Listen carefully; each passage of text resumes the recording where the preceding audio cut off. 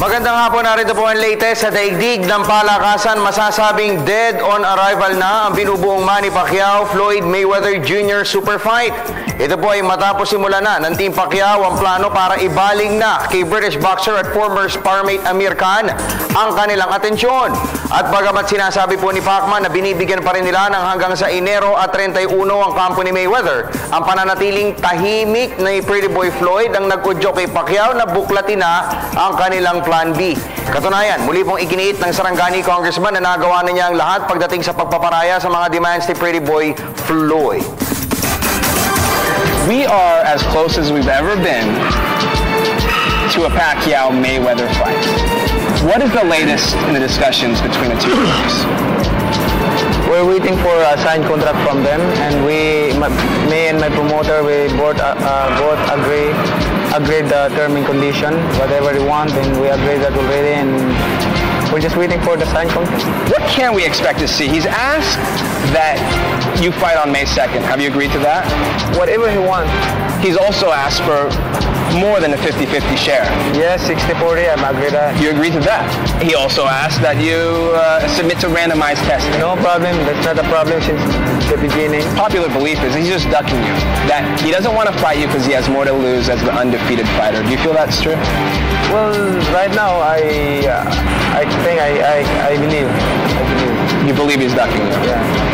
Why? Why wouldn't you? I don't know. Maybe he's scared to lose. the name lose. Si Pacquiao po ay kasalukuyang nasa Estados Unidos para i-promote po ang kanyang documentary film na Money. Inaasahan pong babalik siya dito sa bansa sa loob ng linggong kasalukuyan o early next week upang simulan naman po ang kanyang role bilang playing coach ng Kia Sorrento sa PBA. Samantala, matinding tuniligsa naman po ni Floyd Mayweather Jr. ang mga pahayag na nanggagaling sa kampo ni Manny Pacquiao sa pagsabing wala namang formal na pagsasara ang kanilang pag-uusap. Hindi rin po pinalagpas ni Pretty Boy Floyd ang yung mga statement ni Pacman na nagsasabing nagparaya na siya sa lahat ng gusto nito. Mariin ring binatikos ng undefeated American ang presensya sa negosasyon ng top rank at founder nito na si Bob Arum. Magugunitang sina Arum at Mayweather po ay may alitan na nagdulot ng biglaang pagkakawalay ng kanilang landas. Sa ngayon po ay sinasabing pirma na lamang ng mayabang na American boxer ang kulang para tuluyan ng maganap ang dream match na may mahigit na pong 5 taong pinapantasya ng bawat boxing fans. Kasunod po niyan, sinabi ni Pretty Boy Floyd na hindi pa rin po siya payag dun sa sinabi ni Manny Pacquiao kanina na 60-40 split dun po sa kanilang revenue purse. Ayon kay Mayweather, dapat lamang daw tumanggap si Pacquiao ng mas mababa pa sa $20 million sa labang binubuo na posibleng maganap nga po sa May 2. Depende po yan kung yung mamang inyong tinitignan sa inyong screen, pipirma na doon sa kontrata. We're trying. But it's been extremely difficult dealing with top rank, and I don't want to sit right here and point the finger at Pacquiao and say it's him, because it's not Pacquiao, it's his promoter. Oh wow! So a lot of times when Pacquiao says, "Oh, I agree," you don't have nothing to do with this. You're not a boss. You're on the chessboard. You're a pawn. He's a pawn. I didn't even think about that. Oh shit! Okay. When you have a promoter, when you have a boxing promoter, they give you a date. They got a certain amount of dates, and they give you a date. Yan po ang pahayag ni Floyd Mayweather Jr. patungkol po sa kanyang ginawang pagbatikos sa kampo ni Manny Pacquiao. Sa PBA, ngayong gabi na po madidesisyonan kung sino sa Alaska Aces at San Miguel Beermen ang tatayong hari ng PBA Philippine Cup. Ito po ay sa pagsiklab ng kanilang winner-take-all Game 7 mamayang alas 7 ng gabi sa Smart Araneta Coliseum. Dahil po sa kanilang intensity at physicality, naging madikit ang serye na nagbunga pa nga ng ilang summon mula kay Commissioner Chito Salud. Nangako si Coach Alex Compton na gagawin ng Alaska ang lahat para ituloy ang kanilang misyon na Davidian Conquest at tinatawag nilang Gulayat na Beermen. Pero para naman kay San Miguel Star forward Arwin Santos, ito na ang panahon para ipakita niya ang role bilang leader ng Beermen. Kung yung responsibilidad niya kung sa akin binigay yun, siyempre, bakit hindi ko tatanggapin? Ang akin lang, kailangan ko pangalagaan yung sarili ko. Dahil bilang leader, kailangan malakas ka.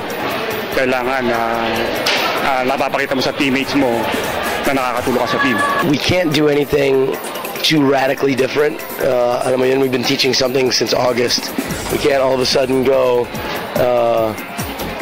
play 1-3-1 or do something we don't do, So it's really be more about sharpening, some minor adjustments, and hopefully,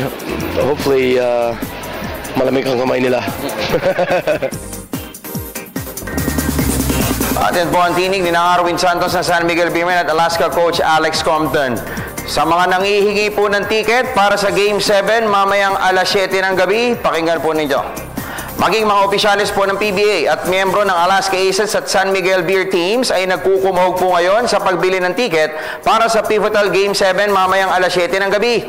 Ayon kay PBA Media Bureau Chief Willie Marcial, noong Lunes pa lamang ay simut sarap na ang mga tickets na inilabas ng liga. Dahil po dito napuwersa na umino ang mga opisyalis ng Smart Araneta Coliseum para maglabas ng SRO o yung standing room only tickets.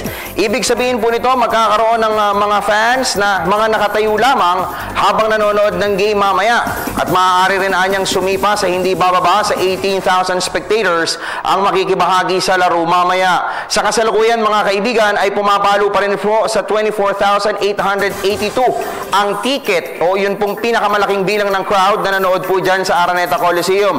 Pero ang best ever record sa isang PBA game ay naganap po sa opening ceremonies ng Philippine Cup dyan sa Philippine Arena kung saan ay nagkaroon po tayo ng 52,612 paying spectators. SRO na. Kulaos, mga 20, kaya kayo i-break yung 23 nung Ginebra? Basta ako siguro lampas ng 18,000. Kung lalabasan ng SRO.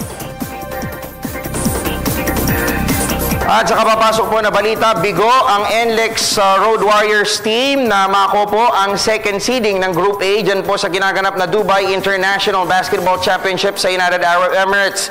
Ito po yung matapos na yumukod sila kaninang madaling araw sa Al Zamalek, Egypt, 67-73. Sa nasabi pong laro ay sinabi ni Asi Taulaba sa PTV News na talagang nahirapan sila lalo pa tila pinaboran di umano ng mga game officials ang kanila pong kalaban. Dahil po sa kanilang pagkatalo sa Egypt, bumaba rin po sa third seed. Ito pong NLEX Road Warriors kung saan makakatapat po nila sa isang araw sa crossover quarterfinals ang koponan po ng Morocco. Ang Morocco po ay tumapos na pangalawa doon po sa Group B sa likuran po ng tumalo sa NLEX Road Warriors noong isang araw na Al Ittihad Lebanon team. Pakay po ng NLEX Road Warriors sa kanila pong stint dyan sa Dubai ay ang makakuha po ng kaukulang experience upang mas mapaganda po ang kanilang 10th place finish sa nakalipas po na Philippine Cup. Sila po yung nakatakdang bumalik dito sa bansa sa 27 ng buwang kasalukuyan. Eksakto po yan sa opening day ng PBA Commissioner's Cup. At yan po muna ang mas mga sariwang balita sa daigdig ng palakasan. Kung kayo po yung nabitin, tumutok sa amin ulit bukas dito sa News at 1. Ako po si Sto Badua.